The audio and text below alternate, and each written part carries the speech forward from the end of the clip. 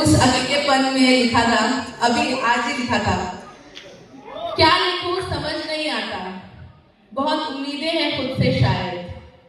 क्या कहूँ समझ नहीं आता, बहुत जज्बात है दिल में शायद।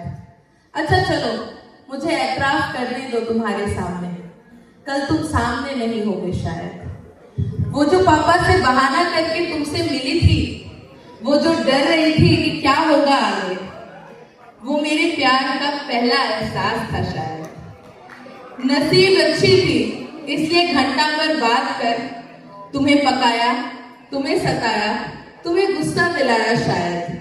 क्या करती, मजबूर थी दिल के हाथों। तुमसा हसीन पहले नहीं देखा था शायद। तुम भले ही कुछ न कह पाते, इसलिए मेरी बातों पर बस सर हिलाते या एग्जैक्टली करते। मैं समझती सब कुछ थी जनाब, मैं समझती सब कुछ थी जनाब, बस मंजूर न कर पाती थी शायद। तुम्हारे नरम हाथों की हरारत याद है, तुम्हारे नरम हाथों की हरारत याद है। तुमसे मिलने जो आती थी वो बाली उम्र की शरारत थी शायद।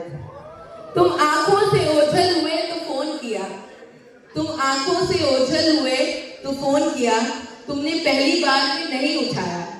तकिए भिगोकर जो लिखी एक नज्म, तकिए भिगोकर लिखी जो एक नज्म, वो तुम तक जरूर पहुंची होगी। तुमने मुझे फोन उठाकर कॉल करने की जरूर सोची होगी। मुझे यकीन था तुम पर, मुझे उम्मीद थी बात के आगे बढ़ने की, पर तुमने कहा तुम छोटी हो।